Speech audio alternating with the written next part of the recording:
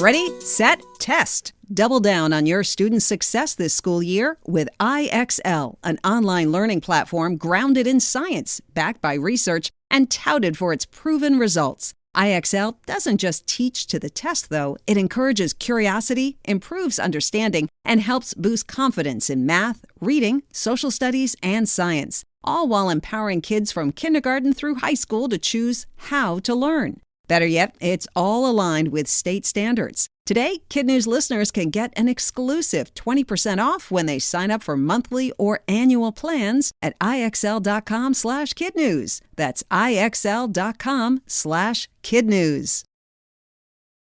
Good morning and welcome to KidNuz, funded in part by the Nicholas B. Ottaway Foundation and its commitment to quality journalism.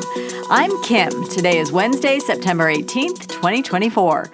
And we begin with a seismic shift for Instagram that will be felt by 100 million kids around the world. Starting this week, the company is automatically making accounts for anyone under 18 private. That means no one can interact with a teenager unless a follow request is accepted. The app will also mute notifications between 10 at night and 7 in the morning, reduce inappropriate content, and allow parents to block their kids from the site between certain hours. If you're already thinking about a sneaky workaround, think again. Insta says it's one step ahead. And next year, according to the Wall Street Journal, the company will use AI to identify kids who lie about their age. CEO Adam Mosseri says he fully expects to lose business with the changes, but hopes to regain the trust of parents who worry about the app's impact on their kids' mental health. The storm didn't even have a name, but it still managed to create a once-in-a-thousand-year rain event in North Carolina. On Monday, a whopping 18 inches fell in just 12 hours, flooding homes, stranding cars, and forcing rescues, especially along the coast. According to the National Weather Service, at least one school in Carolina Beach had to close early when water seeped into classrooms. Many students won't soon forget that ride home. With roads impassable and no way for parents to reach the campus, police and firefighters put kids in high-water vehicles to ferry them to their families. Oh, Miley, say it isn't so. The singer is again being sued, this time for allegedly ripping off a Bruno Mars hit to make one of her own. Tempo Music Investments, which owns a share of Bruno's When I Was Your Man, accuses Ms. Cyrus of intentionally copying its melody, harmony, and chord progression, saying it's undeniable that her song Flowers would not exist without When I Was Your Man. Tempo is asking for an undisclosed amount of money and wants Miley banned from performing Flowers in the future. Neither Miley nor Bruno Mars, who is reportedly not part of the lawsuit, has commented. Business Insider reports that this is the fourth time Miley has been accused of copyright infringement. Twice she settled out of court, and one time the case was dropped. Holy guacamole, the robots are coming. Fast Mexican chain Chipotle is turning over avocado duties in Huntington Beach, California, to a test machine called an avocado. The robot can cut, core, and peel the fruit in about 26 seconds, half the time it takes a human to do it. That'll be a huge time saver for a company that expects to use 129.5 million pounds of avocado this year at locations across the U.S., Canada, and Europe.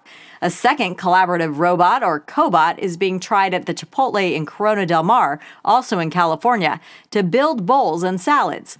Chipotle isn't alone. McDonald's has added self-serve kiosks, Sweetgreen is automating its salad making, and according to the Morning Brew, robots are manning the fryers at some Jack in the Boxes and White Castle drive-thrus. Remember Tom Cruise's epic Olympic stunt? Guess how much he got paid to parachute into the stadium, race through Paris with the Olympic flag, fly to the next host city of Los Angeles, and skydive down to the Hollywood sign to decorate it with the rings?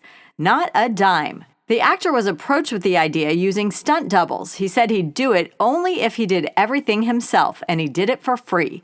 For the pre-taped California scene, he left London at 6 p.m. After shooting parts of Mission Impossible, landed in LA at 4 a.m., filmed one jump, didn't like it, reshot it, spent 4 hours at the Hollywood sign, raced back to LA, and flew back to London the very same day.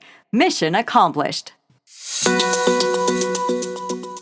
Still to come, a gross out on the gridiron. You've been warned. But first, today's Kid News quiz. How many teens are impacted by Instagram's sweeping new safety features?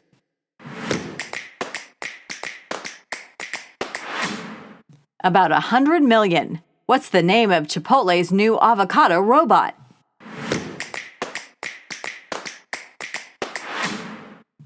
Avocado. How much rain fell on coastal North Carolina in 12 hours?